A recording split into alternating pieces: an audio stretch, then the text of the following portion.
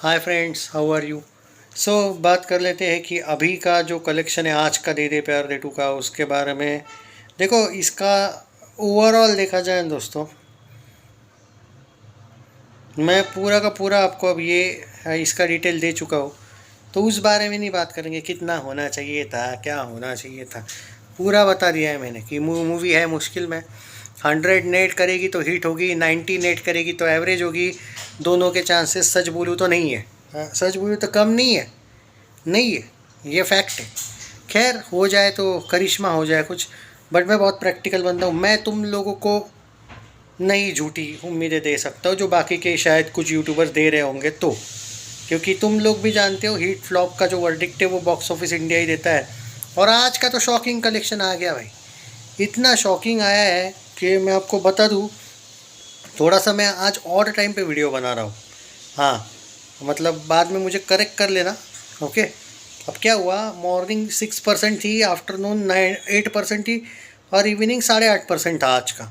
और आज का सच में थोड़ा सा ऑक्यूपेंसी हिला हुआ लग रहा है। हिला हुआ इन द सेंस, मालूम है, आज से ये पता चल गया कि ऑलमोस्ट अब दे दे प्यार दे टू लोगों ने देख लिए। और अब बहुत चुनिंदा ऑडियंस बची है जो ये फिल्म देखेगी शायद थिएटर्स में। It's like that only. अब यही है, मैं तुमको बता देता हूँ क्या हुआ। मॉर्निंग का आज ओवरऑल ऑक्यूपेंसी मुंबई का 10% है। और मुंबई के भाई 52 शोज़ कम हुए हैं। हम कल तक 852 890 की बात कर रहे थे, आज 794 शोज़ है पूरे दिन में मुंबई में। आज 800 शोज़ भी नहीं लगे, मैंने सुना है। दिल्ली में 1400 से सफ़र शुरू हुआ था, 1450 से। आज 1362 शोज़ है। पुणे में 390 शोज़ है, 8 शोज़ कम हुए हैं कल की तुलना में। बेंगलुरु 290 शोज़ है, इक्वल है। 221 हैदराबाद शायद इक्वल है। कोलकाता 300 प्लस थे जितना मुझे याद है, 305 या कुछ, 280 हो गए। अहमदाबाद में 431 शोज़ है, 40 कम हुए। चेन्नई 49 शोज़ है, इसका मुझे याद निकल का। सूरत 267 शो है, 300 से थोड़े कम थे, बट 267 थोड़े कम हुए हैं, 20 एक तो कम हुए हैं। जयपुर 210 या 215 शोज़ थे, आज 196 शोज़ हुए। ये आपको दिखने लगा होगा अब, और जब मस्ती वगैरह आएगी तो बहुत कम हो जाएंगे shows. Chandigarh 161 shows, 102 shows. Bhopal Lucknow 238 shows. ये तब होता है जब आपके एक्टर आपकी ना सुन के, फैंस की ना सुन के, ऐसी ही कुछ फिल्में करने जाते हैं जो बैक टू बैक सिक्वल वगैरह होती रहती है। अब देखो, 9 बजे तक जो कलेक्शन आया था वो इस फिल्म का खाली 2.73 करोड़ है। और 10 बजे तक का शायद 3.5 या 4 करोड़ आ जाएगा। मुझे तो डाउट है 4 करोड़ टच मारेगी उस पर भी। ओके, मैं 10 का प्रेडिक्शन 3.25 करोड़ कर रहा हूँ। चलो 4 करोड़ पकड़ ही चलो, जाने दो, देखते हैं। मुझे आई विल बी सरप्राइज अगर ये 4.25 करोड़ 4.5 करोड़ अगर सैकनिल किसका दिखाया तो। मुझे थोड़ा डाउट है, 4 करोड़ तक ही दिखाएगा 10 बजे तक।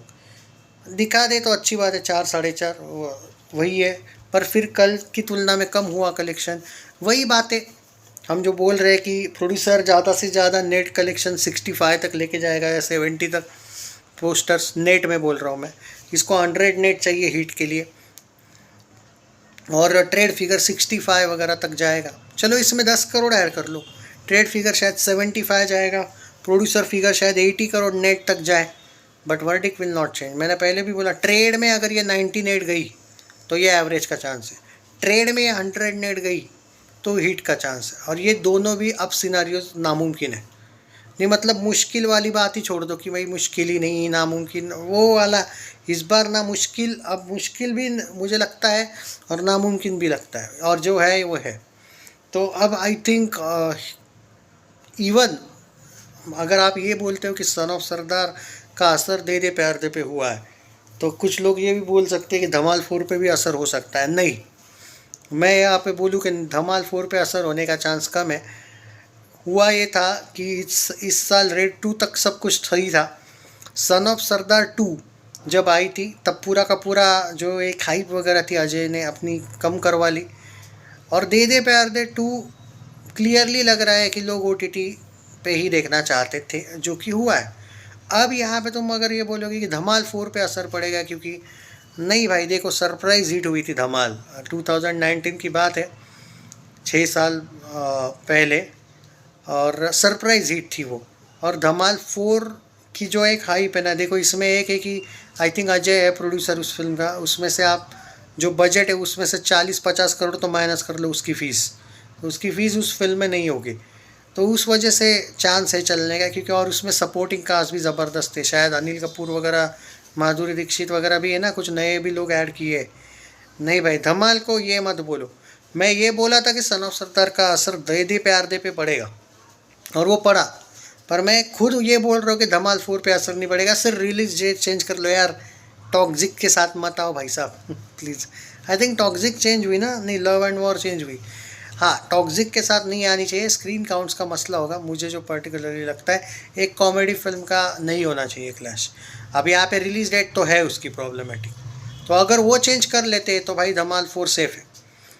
तुम दे दे प्यार दे 2 को धमाल 4 से कनेक्ट मत करो। हाँ, सन ऑफ सरदार 2 का असर दे दे प्यार दे 2 पे पड़ा, वो पड़ने ही वाला था, पर इसका नहीं पड़ेगा। और वो गैप के साथ भी आ रही, थोड़ी ज़रा ज़्यादा ही गैप के साथ, बस उसका और ज़्यादा गैप हो जाए तो बेटर है भाई, आईपीएल में आ जाओ इतना है तो। पर ये क्लैश नहीं होना चाहिए। क्लैश अगर होता है तो बहुत मुश्किल है, स्क्रीन्स का मसला होता है, क्लैश नहीं होगा तो बेटर है। और धमाल 4 एक पूरी डिफरेंट एडवेंचर वाली फिल्म है वो, ये अलग थी। और जो लोग बोल रहे हैं रिलीज़ डेट गलत है, रिलीज़ डेट नहीं है गलत भाई, और ना ही मेकर्स ने स्क्रीन्स कम लिए, मैं सीरियसली बोल रहा हूँ। ये हुआ है कि फैंस खुद इस फिल्म के लिए रेडी नहीं थे, और वो दिख रहा है। और सिर्फ फैंस नहीं, अजय को न्यूट्रल ऑडियंस भी बहुत सपोर्ट करती है, उन्होंने तो ओपनली नहीं किया सपोर्ट। और सच आप मानो ना मानो, अगले वीक में लोग मस्ती को लेके थोड़े से एक्साइटेड तो है भाई।